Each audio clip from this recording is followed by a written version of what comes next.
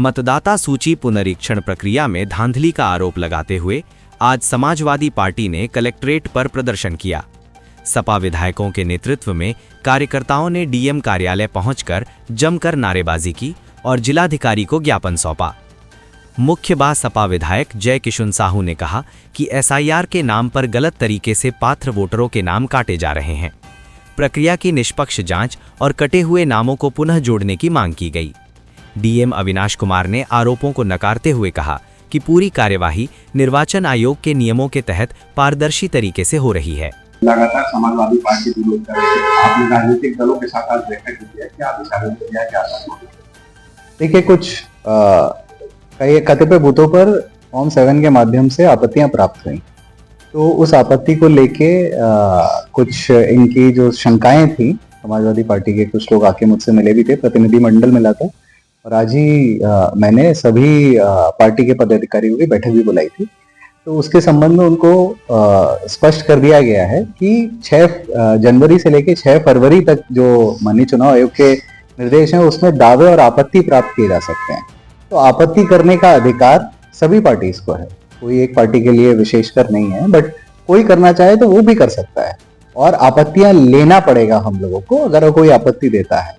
अब उसमें जो माननीय चुनाव आयोग की गाइडलाइंस है कि आपत्तिकर्ता को हमको ये देखना है कि वो सेम विधानसभा क्षेत्र के होने चाहिए, वही आपत्ति ग्राह्य की जाएंगी और ग्राह्य करने के बाद उनको बीएलओ को असाइन किया जाएगा।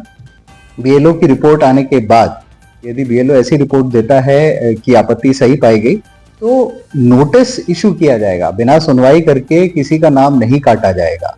ये चीज हम लोगों ने स्पष्ट रूप से उनको बताई, अवगत कराया, पूरी प्रक्रिया बताई है और जिससे काफी संतुष्ट भी थे। और इसमें जैसा पुनः आप लोगों के माध्यम से बताना चाहूंगा कि आपत्ति प्राप्त होने के बाद बिना नोटिस के, बिना सुनवाई के किसी का भी नाम नहीं काटा जाए। सर, इन लोग का ये आरोप है कि एक ही नाम के व्यक्ति जो है कई आपत्तियां दी हुई है। इसमें भी कोई आपत्ति करने का अधिकार के लिए कोई समय या मतलब कोई नंबर निर्धारित नहीं है कि एक आदमी इतनी ही आपत्तियां कर सकता है। अगर कोई आपत्ति उस विधानसभा क्षेत्र का है तो वो आपत्ति कर सकता है, उसके लिए कोई नंबर या समय वो निर्धारित नहीं है।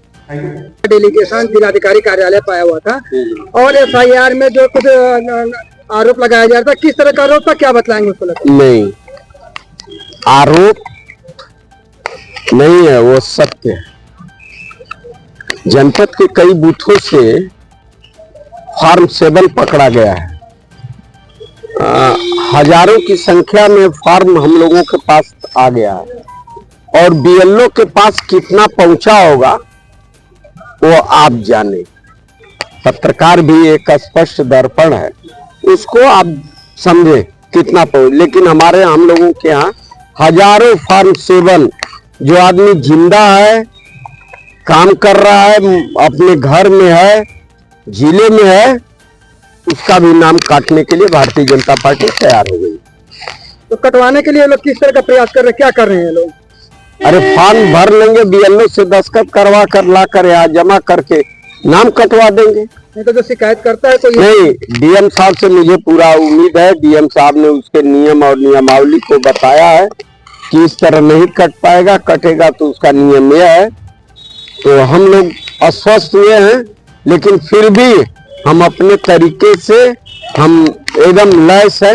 यदि कोई काटेगा तो हम उसका जवाब भी देंगे, उस पर कार्रवाई करेंगे, मुकदमा करेंगे, एफआईआर करेंगे, निर्वाचन आयोग उसको जेल जाना तय। ऐसे में जैसे आपके जिलाध्यक्ष ने पदों दिखाया पेपर, सुभाष चंद्र नाम के व्यक्ति का एक ही नहीं कई फार्मों पर दस्तखत कर फॉर्म जमा किया गया है। सुभाष चंद्र नाम से और राधे श्याम और 2-3 नाम थे।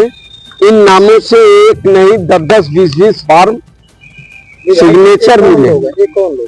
ये कौन लोग हैं अब पता लगाना। पत्रकार आप लोग भी कुछ काम करो ना, हम ही थोड़ी ना करेंगे। हमसे आपका दिए, हम बता दिए फला फला नाम है, तो इनको जाकर पता कर लीजिए, आप खुद ही स्पष्ट हो जाएगा।